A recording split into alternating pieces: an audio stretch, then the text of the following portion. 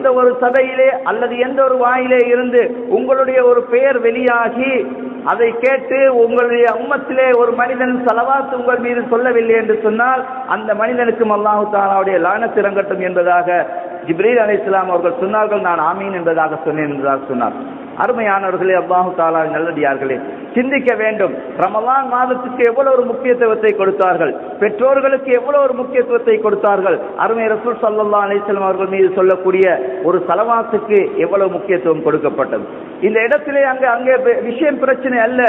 ஏன் அங்கே கேட்கப்பட்ட அந்த துஆ வானவர் தலைவர் ஜிப்ரீல் அலைஹிஸ்ஸலாத்து வஸ்ஸலாம் அவர்களால் கேட்கப்பட்ட துஆ, அதற்கு கைருல் ஹலாயிக் படைப்புகளெல்லாம் மேலான அருமை ரசூலுல்லாஹி ஸல்லல்லாஹு அலைஹி வஸல்லம் அவர்கள் சொன்ன ஆமீன்.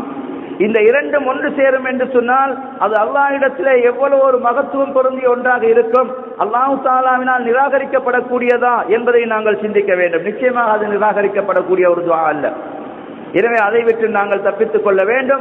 இந்த விஷயங்களை நாங்கள் பேணிக் கொள்ள வேண்டும். அந்த நேரத்திலே தான் நிச்சயமாக நமக்கு அந்த ரமலான் மாதம் என்பது உண்மையான ஒரு ரமலான் மாதமாக, புனிதமான ஒரு ரமலான் மாதமாக ஆகியிருக்கும் என்பதிலே எந்த விதமான சந்தேகம் இல்லை.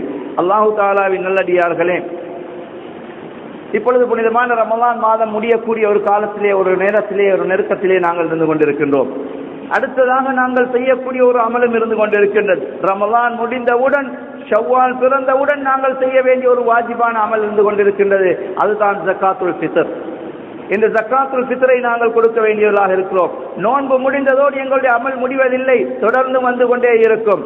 மீண்டும் ஒரு ரமலான் வரும், ஜுமா தொழுது விட்டால் மீண்டும் ஒரு ஜுமா வரும், லுஹர் தொழுது விட்டால் மீண்டும் ஒரு லுஹர் வரும். நாங்கள் அதை நிறைவேற்றிக் கொண்டே இருக்க வேண்டும். அதே போன்று ரமலான் முடிந்தவுடன், அந்த ரமலான் முடிந்து ஷவ்வால் பிறந்தவுடன் ஸல்லல்லாஹு அலைஹி வஸல்லம் அவர்கள் மூலமாக எங்களுக்கு கடமையாக்கப்பட்ட ஒன்று தான் ஜக்காத்துல் ஃபித்ர். ஜக்காத்துல் ஃபித்ர் என்று சொன்னால் நோன்பிருந்தவர்கள் கொடுக்க வேண்டிய ஒரு ஜக்காத்தாக, பொருளுடையவர்கள் பொருளுக்கு ஜக்காத் எவ்வாறு கொடுப்பதோ நோன்பிருந்தவர்கள் அந்த நோன்பின் உடலுக்காக, நோன்பிருந்த உடலுக்காக கொடுக்கக்கூடிய ஒரு ஜக்காத் இருக்கிறது. அதற்கு ஜக்காத்துல் ஃபித்ர் என்று சொல்வார்கள். இந்த ஜக்காத்துல் ஃபித்ரை எவ்வாறு கொடுக்க வேண்டும், எப்படி கொடுக்க வேண்டும் என்பதெல்லாம் இருக்கிறது.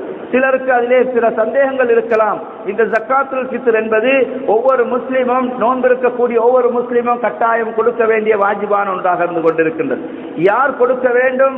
ஒரு நோன்பிருக்கக்கூடிய ஒரு மனிதன், அவனுடைய செலவிலே ஒரு மனிதன் இருக்கிறார், அவருடைய செலவிலே எத்தனை பேர்கள் இருக்கிறார்களோ அவர்கள் அத்தனை பேர்களுக்கும் இந்த ஜக்காத்துல் ஃபித்ரை அந்த குடும்ப தலைவன் அல்லது அந்த பொறுப்பாளி அல்லது அந்த அட்மினிஸ்ட்ரேட்டர் அதை கொடுத்தே ஆக வேண்டும்.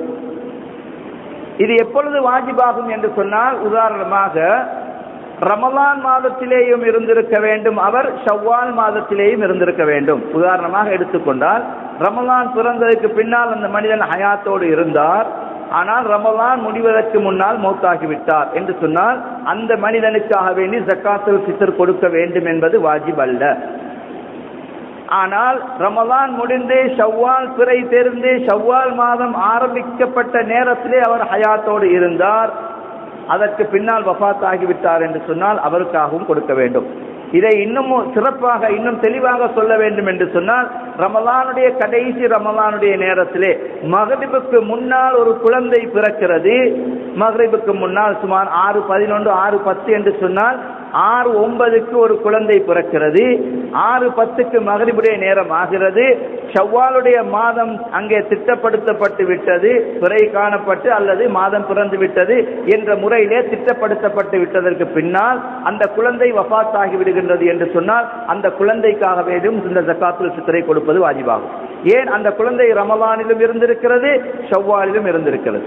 ஆனால் ரமலான் முடிவதற்காக முடியக்கூடிய நேரத்திலே அந்த மக்ரிபுடைய நேரம் பிந்தியதற்கு பின்னால், ஷவ்வால் மாதம் பிறந்து விட்டது என்ற அறிவிப்பு கிடைத்ததற்கு பின்னால் ஒரு குழந்தை பிறக்கும் என்று சொன்னால் அந்த குழந்தைக்காக வேண்டி ஜக்காத்துல் ஃபித்ர் கொடுக்க வேண்டும் என்பது வாஜிப் அல்ல, ஆனால் கொடுத்தால் சதக்காவாக சேரும்.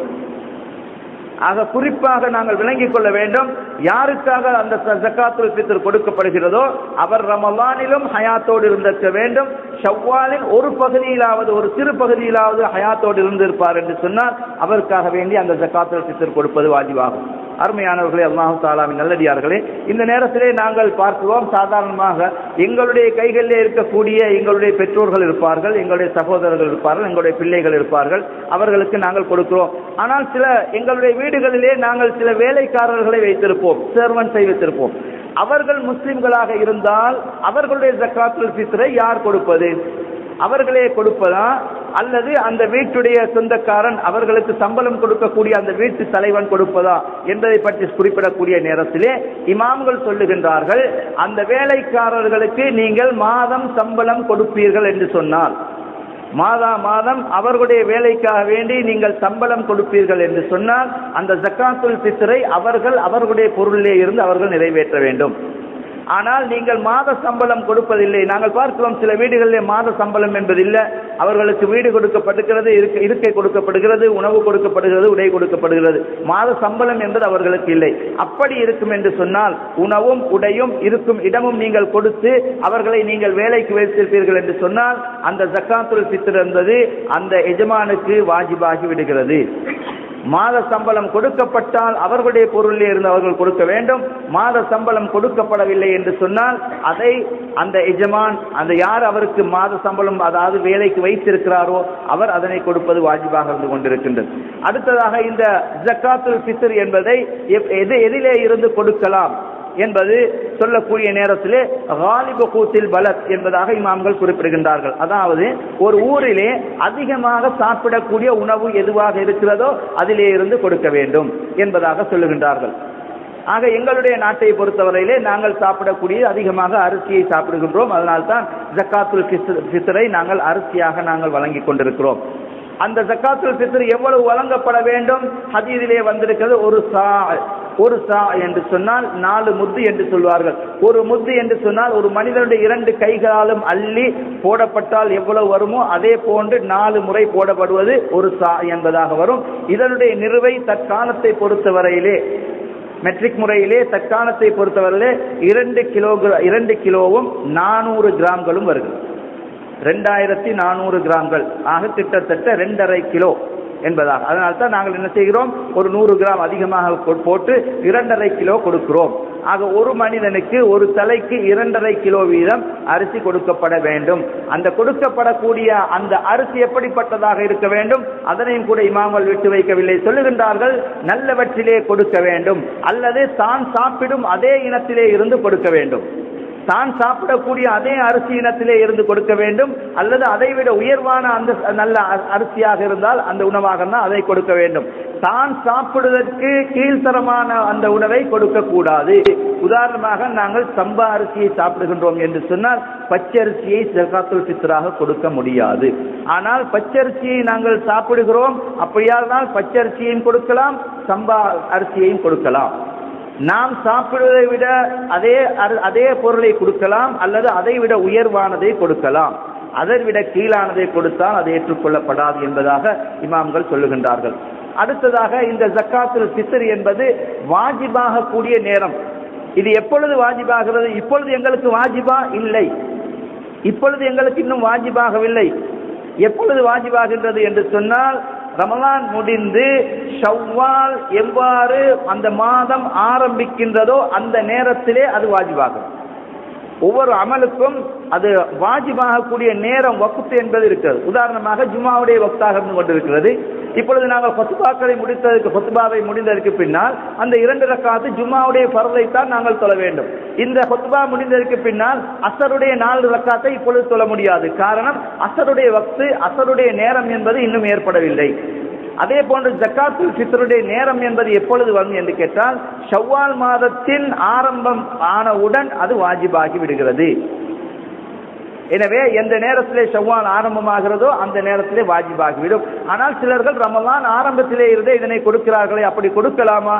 இமாம் ஷாஃபி ரஹ்மத்துல்லாஹி அலைஹி அவர்கள் சொல்லுகின்றார்கள், கொடுக்கலாம், அது ஏற்றுக்கொள்ளப்படும், கொடுக்கலாம், அது ஏற்றுக்கொள்ளப்படும் என்பதாக சொல்லுகின்றார்கள். எனவே இப்பொழுது நிறைவேற்றக்கூடியவர்கள் நிறைவேற்றலாம் அல்லது அந்த பெருநாள் இரவிலே நிறைவேற்றக்கூடியவர்கள் நிறைவேற்றலாம்.